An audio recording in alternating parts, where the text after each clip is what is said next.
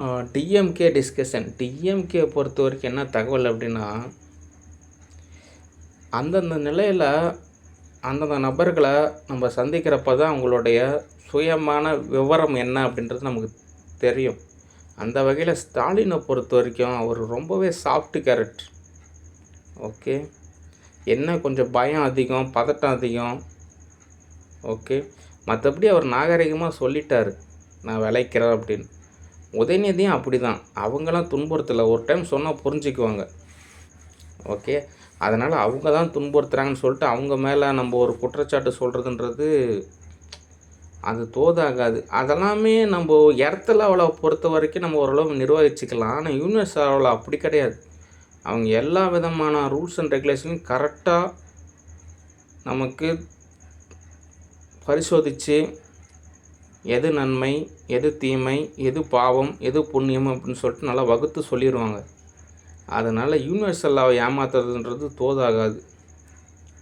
Okay. அதனால் DMK விட்டுருங்க. ஏடிஎம்கே பொறுத்த வரைக்கும் நிறையாவே ஒரு பயம் இருக்கும், பதட்டம் இருக்கும். ஏன் அப்படின்னா, கடந்த சில தேர்தலில் பயங்கரமான ஒரு படுதோல்வி.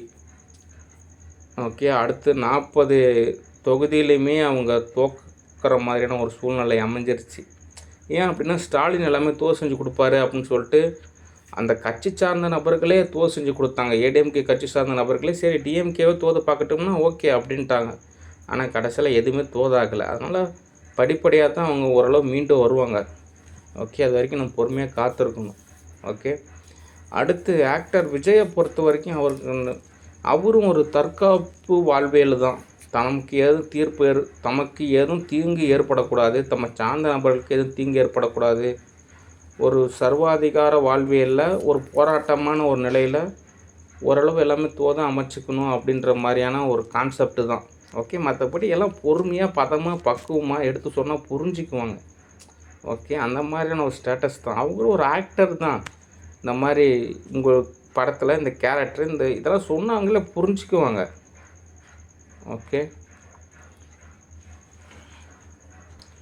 அடுத்து இன்றைக்கான தகவலில் யுஎஸ்ஏ அவங்க சமாதானமாக மாறிட்டாங்க. எல்லா நாடுகளும் சமாதானமாக மாறிட்டாங்க. இப்போ தமிழ்நாட்டுக்குள்ளே இருக்கக்கூடிய ஒரு சில நபர் மட்டும் சமாதானமாக மாறிட்டாங்க அப்படின்னா அடுத்தடுத்த படிநிலையில் எல்லாமே தோதாகும் அப்படின்றது தான் யதார்த்தமான ஒரு ஸ்டேட்டஸ். ஓகே. அடுத்து ஒரு யதார்த்தமான ஒரு தியரி இருக்குது. இப்போ நான் அகத்தியரோட குருகுலத்தில் படித்தேன், அதனால் தூய தமிழ் பேசுவேன் அப்படின்னா ஓகே. நானும் யதார்த்தமான சமுதாயத்தில் தான் வாழ்கிறேன். அதனால் தமிழ், இங்கிலீஷு, தெலுங்கு, மலையாளம், கன்னடம், ஹிந்தி அப்படின்றது கலந்து தான் பேச வேண்டிய ஒரு சூழ்நிலை இருக்குது. ஓகே. அதை நீங்கள் சரியாக புரிஞ்சுக்கணும். ஓகே. அதனால் இந்த ஆக்டர் ரஜினிகாந்த் என்கின்ற மதிமாறனுக்கு யாரெல்லாம் ஆதரவாக இருக்காங்க அப்படின்னா வேறு யாருமே ஆதரவு கிடையாது. தனுஷு சார்ந்த ஃபேமிலி எல்லாமே விலகிட்டாங்க. ஓகே. என்ன 2 குழந்தைங்க இருக்காங்க, அப்பப்போ இதை கோவிலுக்கு கூப்பிட்டு போகிறது, இதை பாக்கெட் பண்ணி காசு கொடுக்குறது அப்படின்னு சொல்லி கொஞ்சம் அனுசரித்து வாழ்ந்துக்கிறாங்க. மற்றபடி ரஜினிகாந்த்ன்ற மதிமாறனுக்கு எல்லாம் தோது செஞ்சு கொடுக்குறது ஐஸ்வர்யா ரஜினிகாந்த் மட்டும்தான். ஐஸ்வர்யா ரஜினிகாந்தை பொறுத்த வரைக்கும் அவங்க பழைய கேரக்டர் கிடையாதுன்றது நிறையா பேர் சொல்கிறாங்க. ஆனால் யதார்த்த ரீதியாகவும் உணர்வதிகமான ஒரு நிலையாக தான் இருக்குது. பழைய ஐஸ்வர்யா ரஜினிகாந்த் வேறு லெவலு. ரொம்ப சாஃப்ட் கேரக்டரு, ரொம்ப மெச்சூரிட்டி கேரக்டரு, ரொம்ப ஒரு இலகுவான ஒரு பக்குவமான கேரக்டரு. ஆனால் இப்போ இருக்கக்கூடிய கேரக்டருக்கு அப்படி கிடையாது. அந்த ஒரு சொரசொரப்பான ஒரு நிலை. அதனால் அவங்களுக்கு நல்லது கெட்டதெல்லாம் தெரியாது. நமக்கு தங்கறதுக்கு இடம் கொடுக்குறாங்களா, சோறு போடுறாங்களா, நம்மளை பாதுகாக்கிறாங்களா, அப்போ இவங்க தான் நல்லவங்க. மற்றவங்களாம் கெட்டவங்க. அவங்க நமக்கு சோறாக போடுறாங்க, இல்லை நமக்கு பாதுகாப்பு கொடுக்குறாங்களா, நம்ம காசு கொடுக்குறாங்களா அப்படின்றனால அவங்களாம் கெட்டவங்க தான். நமக்கு சோறு போடுறது யார், பாதுகாப்பு கொடுக்கறது யார், காசு கொடுக்கறது யார்?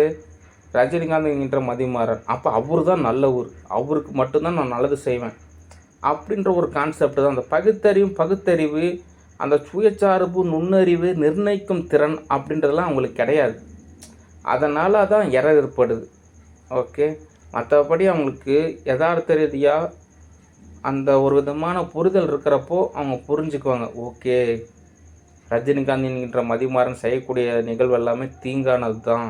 ஏன் அப்படின்னா, ஒரு ஆக்டராக இருந்துட்டு இவ்வளோ சம்பாதிக்கிறாரு, இவ்வளோ நபர்களை கூப்பிட்டு வச்சுருக்காரு, எவ்வளோ விதத்தில் தோது பார்த்து சொர்க்கமாக அமைச்சிருக்கலாம். ஆனால் இவரும் வாழ்வியலில் ஒழுங்காக கிடையாது, மற்றவங்களையும் ஓரளவு ஒழுங்குபடுத்த கிடையாது.